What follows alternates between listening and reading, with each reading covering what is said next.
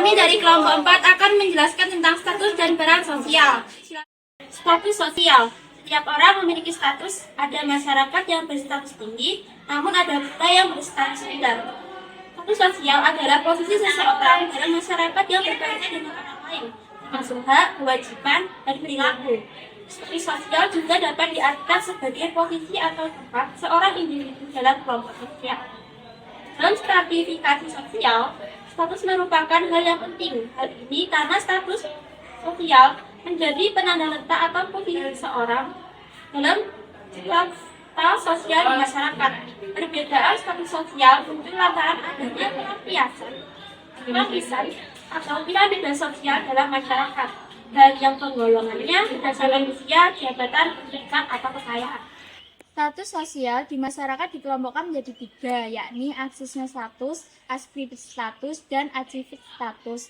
Yang pertama ada A. Asesmen status. Asesmen status merupakan status sosial yang diberikan oleh masyarakat. Pemberian status ini karena orang tersebut dianggap telah berdasar dalam kehidupan masyarakat. Misalnya, gelar pahlawan bagi para pejuang bangsa Indonesia terdahulu seperti I.R. Soekarno dan Muhammad Hatta, yang mana mereka telah berjasa atas merdekanya Indonesia. Oleh karena jasanya, keduanya mendapat julukan Bapak Proklamator. Insinyur Soekarno dan Muhammad Hatta memperoleh asesmen status yang tinggi sebagai pahlawan nasional atas jasa-jasanya. Kedua adalah atribut status. Status ini diperoleh seseorang berdasarkan usaha yang telah ia lakukan, misalnya menjadi guru, dokter, penyanyi terkenal, arsitek, dan sebagainya. Semua status tersebut diperoleh seseorang karena usaha dan perjuangan yang sudah mereka lakukan demi mendapatkan status tersebut. Seseorang harus belajar dan menempuh pendidikan tinggi demi mencapai status sosial yang dicita-citakan. Tanpa usaha, status sosial tidak akan ia Atribut status. Status sosial ini diperoleh melalui kelahiran. Artinya, tanpa sebuah usaha seseorang akan memiliki status tertentu.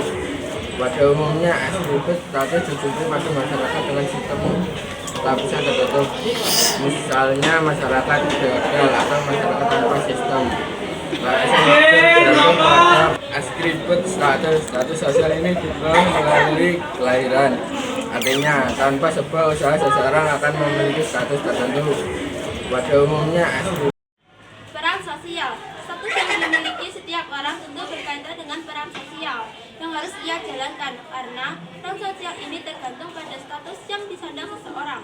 Misalnya, ia seorang dokter, maka ia tentu akan menjalankan perannya sebagai dokter, seperti memeriksa pasien, mengobati, memberikan saran terkait kesehatan, mengecek kondisi pasien secara berkala, dan lain sebagainya. Jika seseorang sudah menjalankan perannya, maka artinya ia sudah menjalankan kewajiban dan haknya. Menurut Jono Soekarno, peran sosial ini merupakan aspek dinamis status seseorang. Status dan peran sosial adalah dua hal yang saling berkaitan satu sama lain. Jadi, tidak bisa dipisahkan ganda. Seseorang tidak hanya memiliki status sosial dalam hidupnya, namun ia bisa saja memiliki 2 hingga 3 status sosial. Misalnya, Rina berstatus sebagai ibu rumah tangga, juga sekaligus ibu RT di desa. Jadi, Rina memiliki 2 status sekaligus. Konflik status. Konflik status adalah pertentangan yang terjadi akibat status yang ia miliki. Konflik status ini biasanya terjadi karena seseorang memiliki lebih dari satu status. Konflik status dibedakan menjadi 3, yakni konflik individu, konflik antar individu, dan konflik antar kelompok. Contoh konflik status ini sebagai berikut. A. Seorang hakim harus menangani kasus hukum anaknya yang telah melanggar aturan.